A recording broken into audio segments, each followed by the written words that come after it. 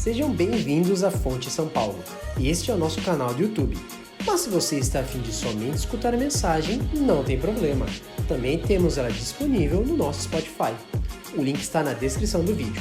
Para mais informações sobre a nossa igreja, acesse o nosso Instagram, @igrejafonte.sp. Fique agora com a nossa mensagem. Até mais! Fonte São Paulo, inspirando transformação pelo Evangelho.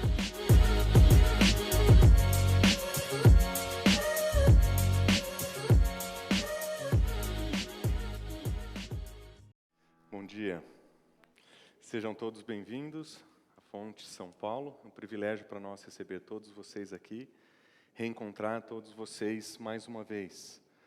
Meu nome é Marcelo Betti, sou pastor dessa comunidade e tenho o privilégio de dominicalmente expor as Escrituras e ensinar aquilo que eu tenho aprendido com o Senhor na sua palavra. Nos últimos domingos, nos últimos 4 domingos, nós estamos conversando sobre o nosso modo de pensar, o nosso mindset. Nós estamos olhando para as Escrituras, em particular no livro de Romanos, e procurando ali encontrar modos de pensar que são descritos pelo apóstolo Paulo como diferentes daquele modo que nós devemos ter. As 3 primeiras mensagens nós olhamos para 3 modelos diferentes de pensamento que descrevem o modo de pensar desse mundo, e nós observamos como é que nós podemos responder a eles. Porque o que nós queremos nessa série de mensagens é responder a pergunta: como é que nós podemos ter um modo de pensar que seja genuinamente cristão? Algo que de fato reflita aquilo que Cristo fez por nós. Como seguidores de Cristo, como é que nós podemos pensar e analisar a vida?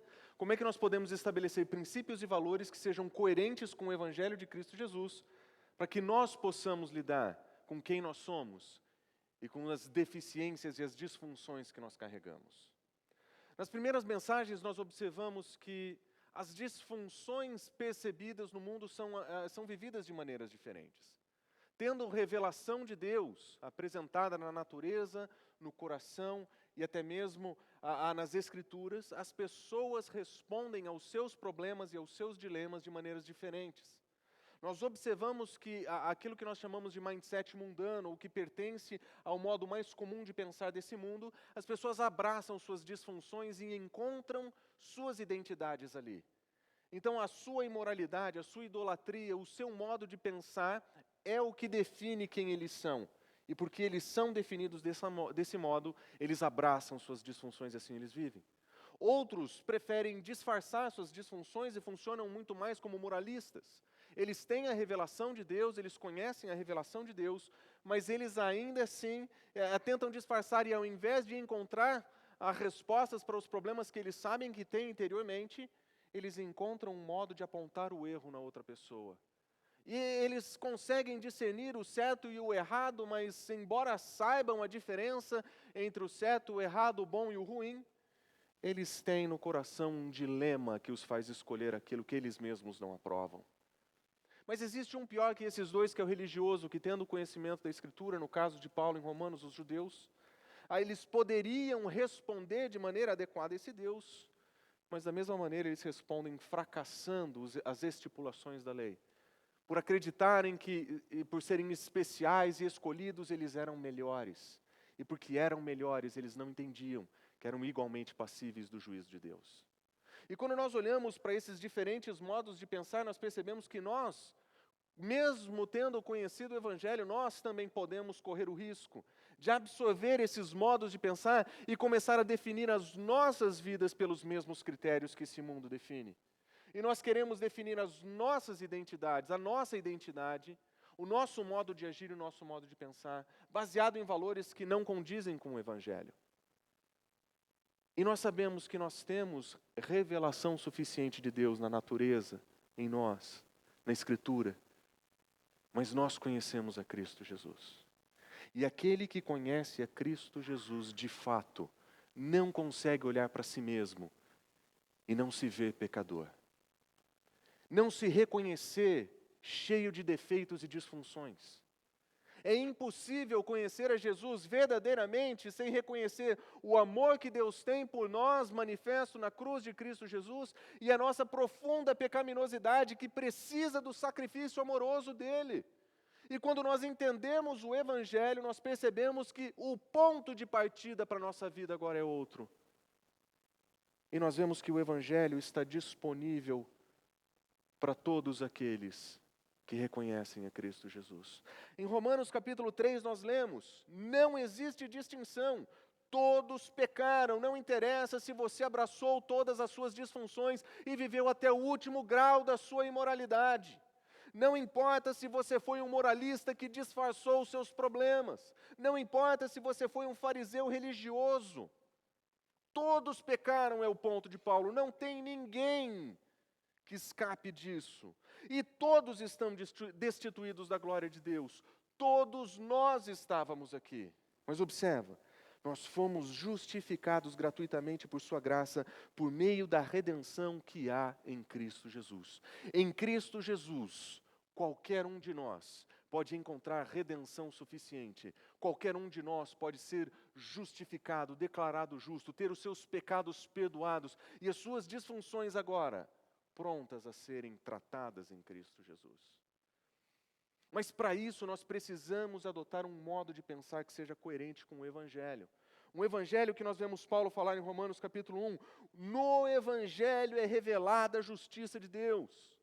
O Evangelho de Cristo Jesus apresenta a justiça de Deus de um modo que nós não esperaríamos. Porque como pecadores condenáveis que nós somos e merecedores da morte que nós somos, a justiça de Deus se revela no fato de que Cristo paga a punição do nosso pecado, para que nós pudéssemos receber a justiça de Deus. Deus não é injusto. Deus não é injusto. A justiça dele é manifesta em Cristo Jesus na sua morte e ressurreição. Na morte e ressurreição de Cristo Jesus, nós entendemos o que Deus está fazendo. Ele morre no nosso lugar para pagar o preço do nosso pecado, para nos dar novidade de vida. Essa morte significa a nossa morte. E a sua ressurreição significa a nossa novidade de vida. Um novo modo de pensar, um novo ponto de partida para uma nova vida. E se nós quisermos viver de acordo com o Evangelho, o nosso modo de pensar, nós começamos reconhecendo que nós somos quem Deus diz que nós somos. Nós reconhecemos que nós estamos mortos para o pecado, mas vivos para Deus.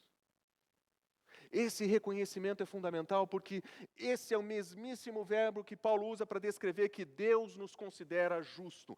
Ele nos considera e nos declara justo. E agora nós nos consideramos justos também.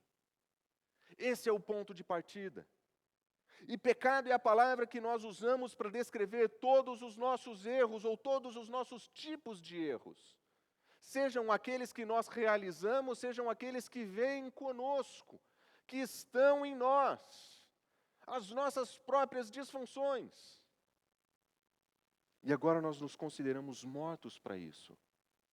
Nós olhamos para a nossa vida e nós percebemos que nós não precisamos mais servir as nossas disfunções, nós não precisamos mais alimentá-las, nós não precisamos mais cultivá-las, não são elas mais que nos definem. Cristo Jesus define quem nós somos, sua morte define quem nós somos, sua ressurreição define quem nós somos. E agora nós reconhecemos que somos quem Deus diz que nós somos, não quem o mundo diz que nós somos. Não como o modo de pensar desse mundo quer dizer que você seja, mas o modo como Deus vê você em Cristo Jesus. Um pecador cheio de disfunções, mas redimido pela graça de Deus e habilitado para uma nova vida. E nós fazemos isso porque nós temos a convicção, nós sabemos que, tendo sido ressuscitado dos mortos, Cristo não pode morrer uma outra vez e a morte não tem mais domínio sobre ele. E a nossa convicção de que aquele que morreu por nós e ressuscitou por nós, ele estabeleceu um modelo de vida. Nós morremos para o pecado e nós ressuscitamos para uma nova vida com Deus. E agora nós vamos perceber que nós temos uma nova abordagem, um outro universo diante de nós. Um outro modo completamente diferente de vida. No modo como nós pensamos e no modo como nós agimos. E é por isso que Paulo então diz, nós não podemos permitir que esse pecado, que essas disfunções continuem reinando em nós. Nós não podemos permitir que o pecado continue a exercer domínio sobre nós. Porque da mesma maneira que a morte não tem domínio sobre Cristo Jesus, o pecado não pode ter domínio sobre nós. É isso que o modo de pensar do Evangelho nos ensina. Nós temos evidências suficientes, nós temos convicção suficiente. Deus já disse quem nós somos. Agora é a hora de aprender a lidar com as nossas disfunções, com os nossos problemas, com os nossos pecados. Como disse a música, começando em mim. Não começando no outro, começando em mim. Eu preciso entender que aquilo que Cristo Jesus fez muda o modo como eu vejo a minha vida e o meu pecado e o meu erro. E Paulo ainda diz: o pecado não reinará sobre vocês. E nós mencionamos no último domingo que o reinado do pecado nas nossas vidas foi eliminado pela cruz de Cristo. Nós que recebemos a Cristo Jesus, fomos libertos disso. Por isso, quando nós vivemos a experiência do reinado do pecado nas nossas vidas, é porque nós optamos viver nos nossos termos a graça de Deus. Durante a semana nós estudamos o livro do Tim Keller sobre oração e ele fala que eventualmente nós temos a riqueza da graça de Deus, nós recebemos a sua rica graça, mas nós preferimos viver como pobres. O reinado do pecado nas nossas vidas é uma decisão nossa de ignorar a graça de Deus, já entregue para nós. Por isso que quando nós olhamos para o modo de pensar do Evangelho, nós entendemos que diante disso nós temos uma nova proposta de vida. A nossa vida é completamente diferente, nós não vamos viver nos mesmos moldes desse mundo. A forma desse mundo está passando. O que era errado ontem, exceto hoje, vai ser sempre assim. Não são esses padrões que vão definir quem nós somos. Nós temos uma nova proposta, um novo padrão. Observe o que Paulo fala em Romanos 6, ele diz: não ofereçam os membros dos seus corpos ao pecado como instrumentos de injustiça, antes ofereçam-se a Deus como quem voltou da morte para a vida. Ofereçam os membros dos seus corpos a Ele como instrumento de justiça. A nova proposta do Evangelho é o seguinte: eu não vou fazer a oferta ou a entrega da minha vida ou dos membros do meu corpo para a injustiça. Eu vou entregar o meu corpo e os membros do meu corpo a Deus, para que Ele seja instrumento da graça de Deus, seja usado por Deus nesse mundo como instrumento de justiça. Lendo esse versículo essa semana, a partir do devocional feito para os adolescentes, por Rodrigo e Jéssica, voltando para esse mesmo texto, eu tive que parar para lembrar quantas vezes na minha vida eu entrego os membros do meu corpo para a injustiça. E eu fui confrontado por Deus, por quantas vezes o meu ouvido serve a fofoca como um instrumento de injustiça, porque eu ofereço o meu ouvido a mentiras. Quantas vezes eu usei a minha língua e entreguei a minha língua para ser usada de um modo inadequado, com linguagem inadequada. Quantas vezes da minha boca saiu mentira? Porque eu ainda ofereço os membros do meu corpo ao pecado. Essa é a minha luta. Pense na sua luta. Quantas vezes você entrega o seu corpo? Quantas vezes o seu mouse tem sido usado para clicar coisas que você não deveria clicar? E o seu corpo é usado como instrumento de injustiça? Quando você entrega o seu ouvido a mentiras, a ideologias que o distanciam de Deus? Quantas vezes nós somos culpados disso aqui? A nova proposta do Evangelho é que nós não oferecemos o nosso corpo para isso. Nós não damos ouvido para fofoca porque nós não emprestamos o nosso ouvido à mentira e à maledicência. Nós não usamos a nossa língua e a nossa boca dessa maneira. O nosso modo de falar é diferente, porque nós não entregamos os nossos membros à injustiça. E se nas coisas simples, que não são chocantes, nós somos faltosos, encontrados faltosos, que dirá nas coisas mais importantes, que nós escondemos e ninguém sabe. Ofereça-se a Deus, esse é o conselho, esse é o alerta de Paulo, e é uma nova dedicação. Observa o que ele diz: quando você se oferece a alguém para obedecer como escravo, você se torna escravo daquele a quem obedece. Se você entrega o seu ouvido à injustiça, o seu ouvido vai ser escravo daquilo ali. Você pode perceber, o fofoqueiro ele sempre sabe onde estão as notícias, por quê? Porque ele entrega o seu ouvido à mentira, para servir à injustiça. O mentiroso a mesma coisa. O idólatra a mesma coisa. Porque quando nós nos entregamos para alguém, nós nos fazemos obedientes e servos. E se nós estamos usando o nosso corpo à servidão do pecado, nós serviremos como escravos do pecado.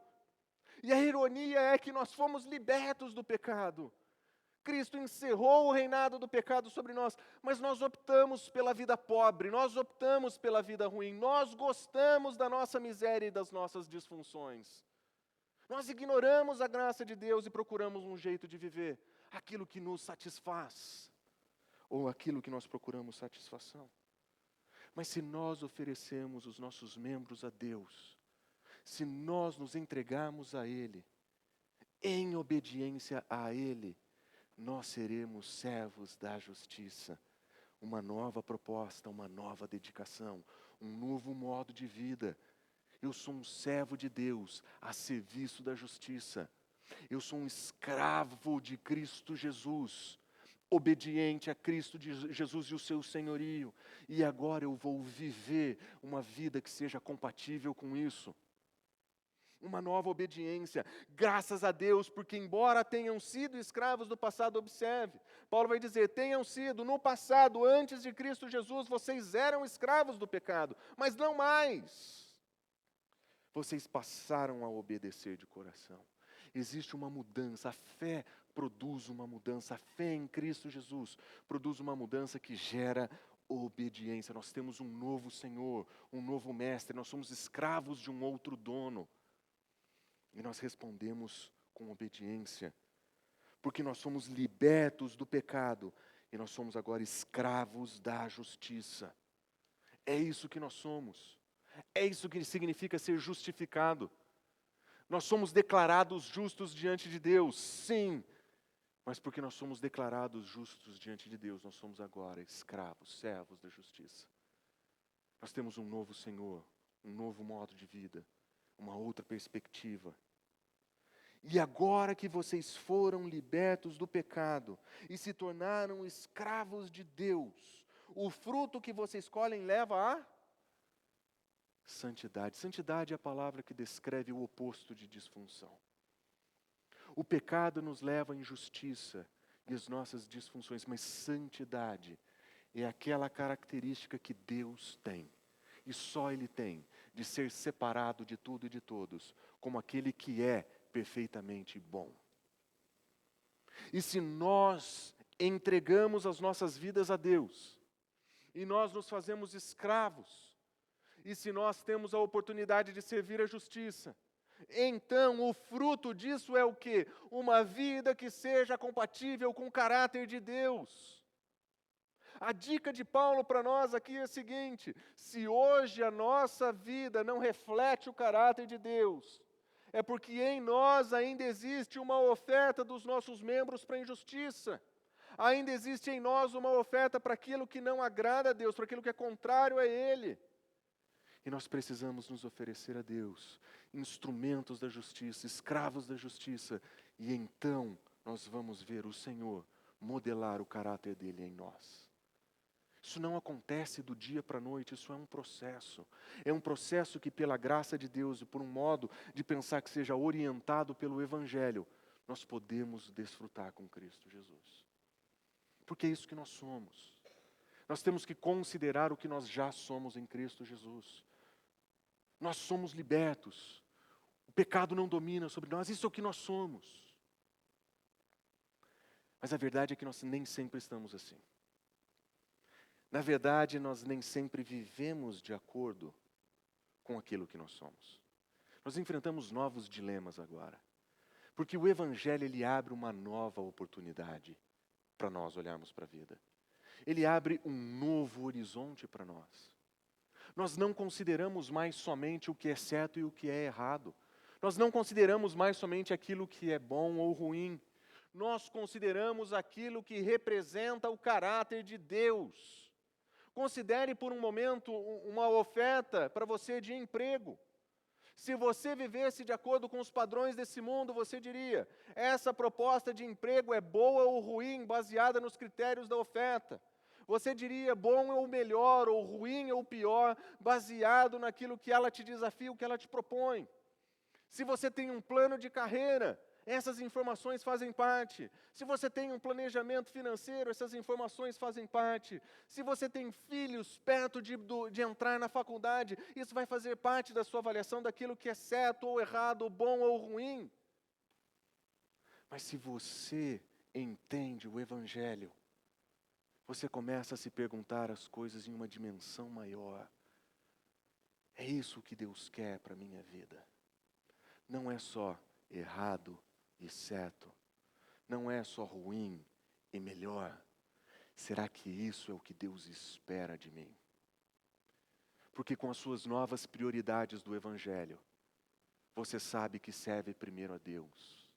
Você sabe que os teus valores são marcados pelo reino de Deus. Que a tua escravidão agora é a justiça.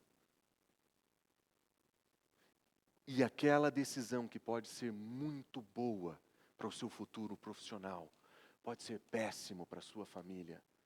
E você sabe que Deus colocou você como alguém para servir a tua família. E você vai aprender a escolher aquilo que não é o melhor da perspectiva desse mundo, para aprender a escolher aquilo que é excelente da perspectiva de Deus. É uma nova forma de pensar, um novo modelo de vida, que traz novos dilemas. A vida no Evangelho traz novos dilemas, porque nós olhamos para a vida com outros olhos. O Evangelho nos abre uma visão mais clara sobre aquilo que acontece nesse mundo. E agora nós precisamos entender que, no meio desse dilema, nós ainda lutamos com os nossos próprios pecados, nós lutamos com as nossas disfunções. E Paulo, quando descreve a sua própria luta, ele diz o seguinte: eu não entendo o que eu faço, porque eu não faço o que eu desejo, mas o que eu odeio. O apóstolo Paulo sabia e entendia a luta daqueles que batalham contra suas disfunções. Paulo sabia que no interior do seu coração existia uma luta, um dilema. Ele tem paixões conflitantes. Tenho certeza que o apóstolo Paulo era um voraz leitor da Torá e do livro que os judeus tinham como escritura. Tenho certeza que a sua dedicação a esse estudo lhe fez muito bem. Mas o modo como ele aprendeu a ler aquele livro fez com que ele fosse um opositor do Evangelho. E como opositor do Evangelho, ele se levantou para matar seguidores de Cristo Jesus. Quando ele encontra Cristo Jesus e ele entende o Evangelho, ele vai ter que voltar para reler tudo o que ele aprendeu. Porque em Cristo Jesus agora, ele entende a verdade de uma outra perspectiva. E ele carrega paixões conflitantes dentro de si. Pode ser que ele não perseguisse mais os seus irmãos. Mas pode ser que aqueles elementos, como a cobiça, que ele aprendeu na lei ser um pecado pavoroso, ainda residisse no seu coração. Paulo diz que ele não teria conhecido o pecado se a lei não tivesse dito: não cobiçarás. Ele entende o peso da cobiça. Ele fala: Eu não faço o que eu desejo, mas o que eu odeio. Existem paixões conflitantes aqui. Além disso, ele diz, e se eu faço o que não desejo, eu admito que a lei é boa. Ele está dizendo, aquilo que eu aprendi a respeito da lei de Deus, atesta que ela é boa de fato. O problema não é o conteúdo daquela lei. O problema é que eu tenho problemas. Paulo é o homem que disse que nós somos, o pecado não tem mais reinado sobre nós. Paulo é quem escreve sobre isso. Não obstante, ele não está dizendo, olhem para mim que sou perfeito, eu já resolvi todos os meus dilemas. Não! Paulo diz, eu também tenho dilemas. E ele fala, nesse caso não sou eu quem faço as coisas que eu odeio, mas é o pecado que habita em mim. Existe uma disfunção que mora em mim ainda. E nós começamos a entender o que Paulo nos ensina. Porque quando ele diz que o pecado já não reina mais sobre nós, ele olha para a salvação como um todo. Como aquele dia em que Cristo vai completar a obra que Ele iniciou em nós. Mas enquanto nós esperamos aquele dia, onde nós vamos ver Cristo Jesus como Ele é, e nós seremos como Ele é, enquanto isso não acontece, nós estamos caminhando, lutando com as nossas disfunções. Paixões conflitantes, práticas conflitantes. Eu não faço o bem que desejo, mas o mal que eu não quero eu continuo fazendo. Você que luta com o pecado, você sabe exatamente o que Paulo está dizendo aqui. Você que luta com orgulho, sabe exatamente o que Paulo está dizendo aqui. Você que luta com as suas disfunções, você sabe o que Paulo está dizendo aqui. Quando menos você espera, lá estamos nós, outra vez, oferecendo os nossos membros para a injustiça. Porque dentro de nós existe uma disfunção. Dentro de nós ainda existe algo que precisa ser reparado.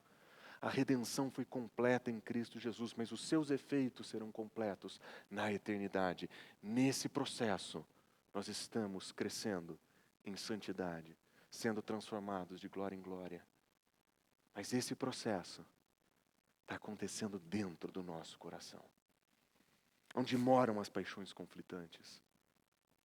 Nós não estamos, como já mencionamos, só vivenciando dilemas de certo e errado. Existe uma nova dimensão daquilo que é de Deus e daquilo que não é de Deus. E nós procuramos pelas coisas excelentes. Nós procuramos pensar nas coisas que são do alto. Mas ainda assim, nós lutamos. Ainda assim. Paulo diz, o que eu não quero, eu faço o que eu não quero, já não sou eu quem faço, mas é o pecado que vive em mim. Paulo tem um jeito muito bonito de falar sobre suas próprias disfunções. É quase que se ele estivesse dizendo, existe em mim um homem diferente de mim mesmo, que faz através de mim o que eu não quero fazer. Eu entendo o que ele fala aqui. Talvez você não saiba, mas dentro de mim mora alguém com uma fome impressionante. Meus tios me apelidavam de sucuri quando eu era pequeno, pelo tanto que eu comia. Porque dentro de mim mora alguém voraz por comida. E às vezes é difícil satisfazer esse indivíduo que mora dentro de mim. Paulo chama isso de o pecado. Eu chamo isso de Wilson. O Wilson está com fome. Mas todos nós temos essa mesma luta. Como se alguém dentro de nós fizesse por nós o que nós não queríamos fazer. Por isso que Paulo fala, eu não entendo. Eu não entendo. Eu não entendo esse dilema. Esse é um dilema difícil de lidar. Porque não é o que eu quero, é diferente do que eu sei. Mas dentro de mim existem paixões conflitantes, que me levam a práticas conflitantes. E é aqui que nós nos encontramos. Reconhecendo que nós somos insuficientes. Eu tenho desejo de fazer o que é bom, mas eu não consigo realizá-lo. Eu não consigo realizar isso. Eu sou insuficiente para isso. Eu olho para as minhas forças e eu digo, eu não consigo. O Senhor diz obediência, mas eu digo desobediência. O Senhor diz ama o próximo, mas eu odeio as pessoas. O Senhor diz não à fofoca, mas eu adoro conversar sobre esses assuntos. O Senhor diz que eu tenho que tomar cuidado com o meu coração para que ele não seja dominado pela riqueza, mas eu não vejo a hora de ficar rico. Esse dilema que nós todos temos. É isso que nós observamos. Nós temos a vontade, nós temos o conhecimento, mas nós nos sentimos incapazes. E Paulo reconhece: eu sei que nada de bom habita em mim, ou seja, na minha carne. Carne não é necessariamente alguma coisa pecaminosa ou contrária a Deus. Carne descreve a nossa fragilidade, a nossa insuficiência. Na nossa carne, na nossa força, nós não conseguimos realizar nada. E ele diz ainda: eu encontro uma lei que atua em mim, quando quero fazer o bem, o mal está do meu lado, pois no meu íntimo eu tenho prazer na lei de Deus, mas eu vejo uma outra lei atuando nos membros do meu corpo, guerreando contra a minha mente. Existe uma guerra interior aqui. Ele diz: tornando-me prisioneiro do pecado que atua nos meus membros. Olha aqui, a tristeza da declaração de Paulo. Alguém que foi liberto do pecado, sobre quem o pecado já não é mais rei. Ele percebe que no seu próprio corpo, na sua própria fraqueza, existe uma outra lei que faz com que ele queira coisas que ele não quer, que ele faça coisas que ele não acredita. E existe uma guerra na sua mente. Ele conhece o Evangelho, ele conhece Cristo Jesus, mas existe uma guerra no seu modo de pensar. Existe uma guerra travada aqui dentro. E aqui dentro, ele se torna prisioneiro daquele a quem ele foi liberto. Se você luta com o pecado, você sabe exatamente o que isso significa. Se você não luta com o pecado, eu quero te apresentar Cristo Jesus. Porque o dia que você conhecer Cristo Jesus, você vai entender que você é um pecador, que merece morte eterna, longe dele. Por tudo de ruim que você já fez. Mas que morreu no seu lugar, para dar vida eterna, para que você possa ser transformado e viver uma vida completamente diferente da vida desse mundo. Paulo termina dizendo: com a mente eu sou escravo da lei de Deus, mas com a minha carne, nas minhas fraquezas, eu sou escravo do pecado, eu continuo prisioneiro. Existe no nosso corpo, existe nas nossas fragilidades, ainda amarras que nos fazem vivenciar coisas que Cristo já nos libertou. Existem ainda dilemas para serem vencidos aqui na nossa mente. Quando nós conhecemos o Evangelho, nós aprendemos um novo modo de pensar. Nós corremos o risco de nos tornarmos moralistas e religiosos de novo. De achar que se eu cumprir uma série de regrinhas, tudo vai ficar bem. Se eu fizer publicamente as coisas bonitinhas, tudo vai ficar bem. Mas isso é moralismo e religiosidade. A mentalidade do Evangelho é completamente diferente disso. O que nós precisamos é aprender a associar a mentalidade do Evangelho ao mindset do Espírito. Paulo não termina aqui os seus dilemas. Paulo não para aqui. Ele vai dizer que além de um modo de pensar do Evangelho que nos coloca no nosso devido lugar, nós precisamos pensar e lembrar que em Cristo Jesus nós recebemos o Espírito Santo e que o Espírito Santo de Deus que habita em nós pode nos capacitar a fazer aquilo que as nossas fraquezas são incapazes de fazer. O mindset do Espírito é definido por Paulo nos seguintes termos. Observe Romanos capítulo 5, versículo 8. Os que vivem de acordo com a sua carne, ou seja, aqueles que vivem de acordo com as suas fraquezas e disfunções, aqueles que se permitem viver nos seus fracassos, eles têm a mente voltada para aquilo que as suas disfunções desejam. Na sua mente existe algo que os leva de volta para o lugar de onde eles saíram. Eles querem aquilo para qual eles foram libertos. São os hebreus no deserto, vendo o maná cair do céu e tendo saudade da cebola do Egito. É o cristão que, conhecendo a graça de Deus, prefere voltar à lama e se jogar no lamaçal do pecado, porque acredita que aquilo sim é limpeza. Os que vivem segundo suas disfunções, eles vão ter mentes voltadas para isso. Mas os que vivem de acordo com o Espírito, eles têm suas mentes voltadas para aquilo que o Espírito deseja. Nós temos suficiente auxílio no Espírito Santo para vivermos a vida que Jesus Cristo comprou para nós. Da mesma maneira que nós reconhecemos que somos incapazes de nos salvar e que nós carecemos de Cristo Jesus para nossa redenção, nós reconhecemos que nós somos insuficientes para levarmos uma vida de acordo com o Evangelho por nossas próprias forças. E que nós carecemos da ajuda do Espírito Santo. Para que essa vida adquirida por Cristo Jesus seja vivida por nós, filhos de Deus. A mente do Espírito, uma mente que é voltada ou guiada pelo Espírito, ela leva as nossas vidas para aquilo que o Espírito deseja. E os dilemas já não são mais os meus desejos conflitantes, as minhas paixões conflitantes. À medida que eu inclino a minha vida para a obra do Espírito Santo, e à medida que eu ouço a sua direção, os meus desejos agora são moldados pelos desejos do Espírito. O Espírito conhece a mente de Deus e Ele revela a mente de Deus para nós. E Ele aplica em nós as verdades do Evangelho. E os nossos desejos serão transformados quando nós vivemos isso. Cristo Jesus já comprou e definiu, mas esse processo vai ser feito com o Espírito Santo. É através do trabalho incessante, contínuo, interior do Espírito Santo em nós, que nós vamos ver a aplicação da obra de Cristo nas nossas vidas.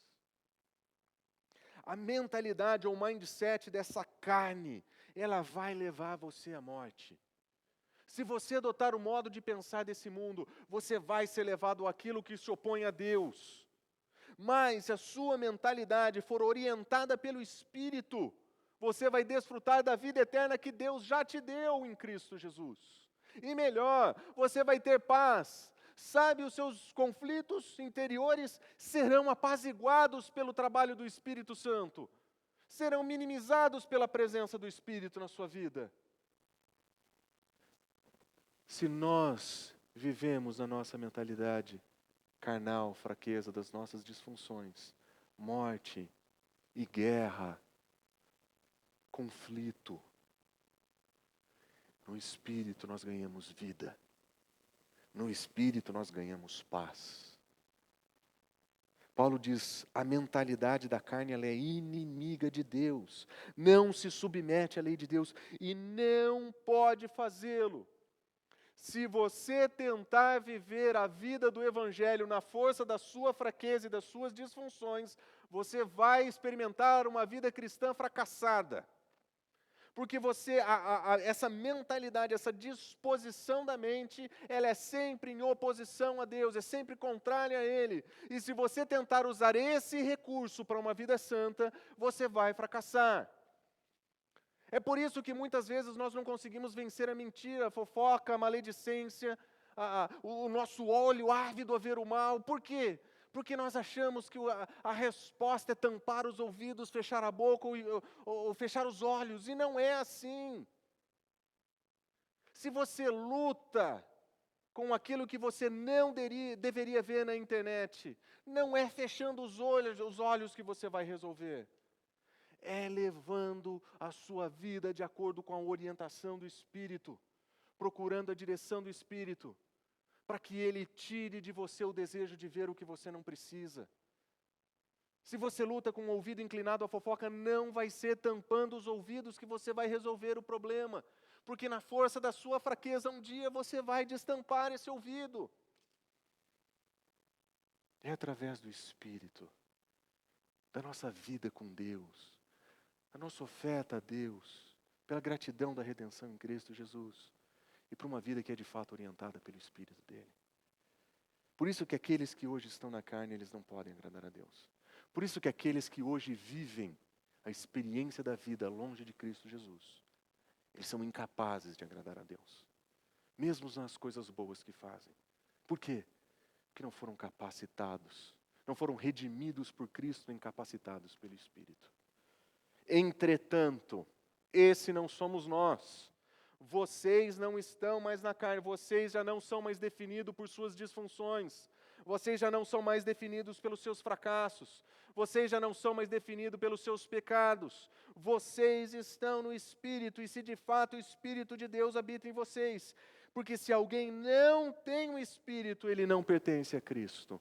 Se você pertence a Cristo Jesus, você recebeu o Espírito Santo, você foi batizado pelo Espírito Santo, e você tem poder para enfrentar os dilemas da vida. O mindset do Espírito tira a nossa luta do conflito com a carne, do conflito com as nossas disfunções e dos nossos pecados. Ele tira do ambiente do certo e do errado. Ele tira das paixões conflitantes. Ele coloca em um outro patamar, naquilo que agrada a Deus, que representa a Deus, que vive para Deus. E agora nós encontramos um modo para lidar com as nossas próprias disfunções, voltando os nossos olhos para aquele que nos capacita a vencer os nossos fracassos. Paulo ele apresenta um dilema, mas ele nos lembra que esse dilema existe uma solução. A solução para os nossos dilemas com os nossos pecados, ela é solucionada quando nós de fato nos rendemos a Deus e permitimos que o Espírito dele atue em nós. Quando nós reconhecemos a nossa fraqueza e o nosso fracasso, de por nossas forças fazer aquilo que só Deus pode fazer em nós.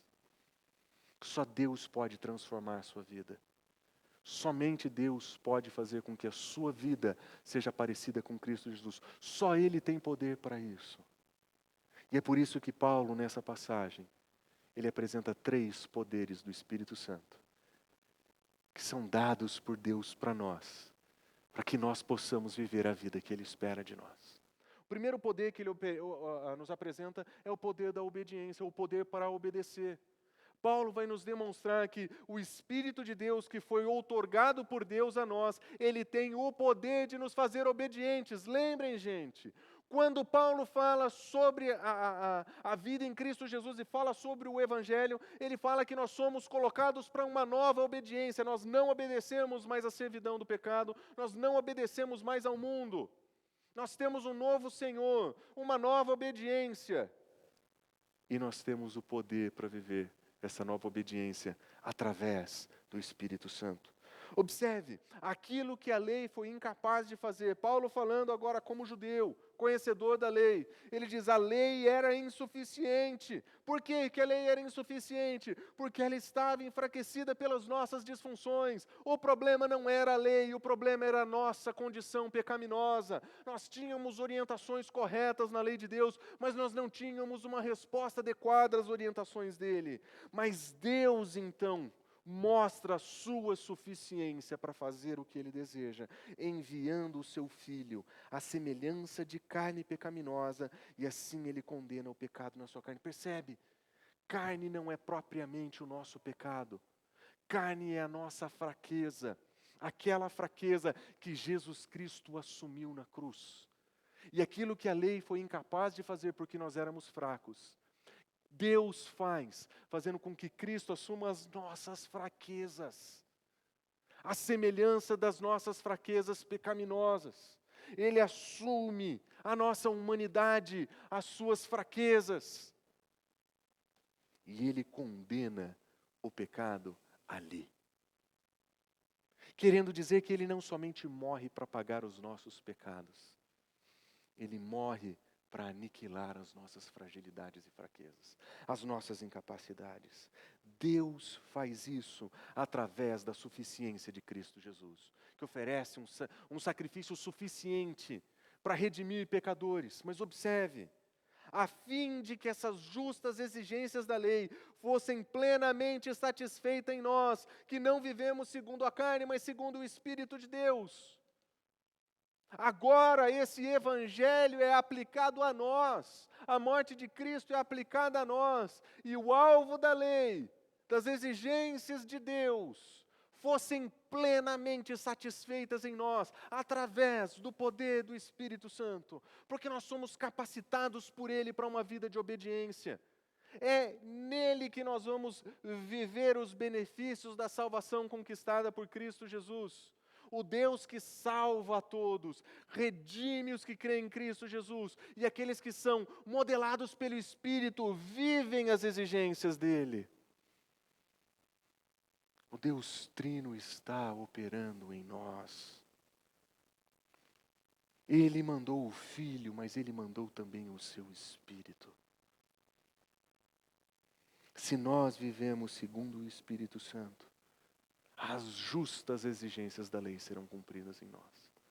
Certo e errado, bom ou ruim, mas aquilo que é de Deus de fato. Aquilo que é de Deus de fato. O Espírito também nos capacita para uma vida nova. O Espírito tem poder para nos fazer caminhar a novidade de vida oferecida por Cristo no Evangelho. Aquilo que Cristo nos oferece no Evangelho, aquilo que nós recebemos dele no Evangelho, o Espírito Santo aplica em nós. Observe o que ele diz: se Cristo está em vocês, o corpo está morto por causa do pecado. Lembra da imagem, morte e vida. Mas o Espírito está vivo por causa da justiça. Existe morte, mas existe ressurreição. Se o Espírito daquele que ressuscitou a Jesus dentre os mortos habita em vocês, aquele que ressuscitou a Cristo dentre os mortos também dará vida a você nos seus corpos mortais por meio do seu Espírito que habita em vocês. O que Paulo está dizendo é o seguinte: se a ressurreição de Cristo é verdadeira, se essa ressurreição aconteceu de fato, aquele que ressuscitou a Cristo dentre os mortos vai usar o seu poder para que você viva uma vida como alguém que foi ressuscitado da morte. Em Cristo Jesus nós ganhamos tudo isso, mas é quando nós andamos com o Espírito de Deus que nós vemos isso acontecer nas nossas vidas. Ele dá o poder para nós também, o poder da vitória. Em Cristo Jesus nós recebemos um novo e vivo caminho, mas é no Espírito Santo que nós veremos a vitória do pecado acontecendo nas nossas vidas. Pois se vocês viverem de acordo com a carne, vocês morrerão. Mas se pelo Espírito vocês fizerem morrer os atos do seu corpo, vocês viverão. Existe vitória contra as suas disfunções quando você entender o Evangelho e viver uma mentalidade moldada pelo Espírito. Existe vitória porque você foi capacitado por Deus para viver como alguém que ressuscitou dentre os mortos. O mesmo poder que ressuscitou a Cristo dentre os mortos é o mesmo poder que está disponível para você viver os seus pecados. Está disponível para todos nós vivemos uma vida de acordo com Cristo Jesus. O que nós precisamos é viver uma vida debaixo da sua orientação. Todos os que são guiados pelo Espírito de Deus são filhos de Deus. Se nós estamos vivendo uma vida de acordo com a orientação de Deus, se nós estamos vivendo uma vida de acordo com a orientação do Espírito para nós, então nós vamos presenciar a obra de Deus em nós. E nós vamos ver vitória sobre as nossas disfunções. Nós veremos a nossa novidade de vida em uma vida de obediência a Cristo Jesus. A grande pergunta que eu tenho para você é: como tem sido a sua luta com as disfunções? Porque na última mensagem nós mencionamos que Paulo é muito claro em dizer: você tem que lutar, você tem que resistir. Mas se na sua luta e na sua resistência você tem fracassado, o que a mentalidade do Espírito nos ensina é o seguinte: nós precisamos voltar a pensar os parâmetros e padrões definidos pelo Espírito. Porque se nós vamos lutar contra as nossas disfunções. Nós precisamos de capacitação sobrenatural, que nós não vamos encontrar nas nossas fraquezas. Que as regrinhas não vão dar certo. Que as legislações da igreja não serão suficientes. Que a religiosidade vai ser incapaz. Que o moralismo não vai produzir. Que a imoralidade é incapaz de oferecer. Se nós quisermos viver a novidade de vida que Cristo comprou para nós na cruz, nós precisaremos ouvir a voz do Espírito. Nós precisaremos inclinar a nossa mentalidade aos valores do nosso novo Senhor, para uma obediência ao nosso novo Mestre, para seguir um caminho aberto pelo nosso Salvador. A nossa luta não é para refrear o pecado, a nossa luta é para nos oferecermos a Deus. A nossa luta não é para tampar os ouvidos. A nossa luta é para que o Senhor nos dê coragem para confrontar a fofoca na hora que ela chega, a mentira na hora que ela chega. Para que o Senhor nos dê força para resistir à maldade quando ela aparece, os convites da tentação quando ela aparece. Porque se nós formos fortalecidos pelo poder de Deus no Espírito Santo, então nós seremos capacitados a viver isso. Talvez você escute isso e pense o seguinte: eu acho que eu sou tradicional demais para esse negócio de gostar muito do Espírito Santo. Eu queria dizer algo para você em particular. As Escrituras são claras em dizer que se nós não oferecemos a nossa vida para Deus, baseado na redenção de Cristo Jesus, e não vivemos na dependência do poder do Espírito em nós, nós fracassaremos. Se nós não entregarmos constantemente as nossas vidas à orientação do Espírito, nós fracassaremos. Isso não é ser carismático. Isso não é ser pentecostal. Isso é ser cristão. Isso é ser cristão. E se você, porventura, que tem um perfil pentecostal e entende que a capacitação de Deus vem em um momento especial, as Escrituras dizem que no dia em que nós nos convertemos, nós somos batizados com esse Espírito e capacitados por Ele a viver os dons que Ele nos dá, de acordo com a verdade de Deus. Nós não precisamos esperar um segundo evento. Você já tem o que você precisa. O que nós precisamos, tradicionais e pentecostais, é ser um pouquinho mais claros na nossa devoção a Deus, através do Evangelho de Cristo Jesus e da orientação do Espírito. Porque isso não é A ou B, isso é vida cristã. Isso é Escritura. Por isso eu gostaria de convidar você a pensar em como está a sua disfunção. Feche o seu olho por um momento. Lembre das suas lutas nessa semana. Onde estão os desafios do seu coração e da sua pecaminosidade que precisam ser tratadas pelo Espírito de Deus? Identifique os seus fracassos. Identifique onde estão os locais da tua vida que precisam ser tratados pelo Espírito. E peça para que o Senhor mostre isso para você. Para que comece em você a transformação que nós queremos ver na nossa comunidade. Que comece em mim a transformação que Ele precisa fazer nessa comunidade. Fonte São Paulo, inspirando transformação pelo Evangelho.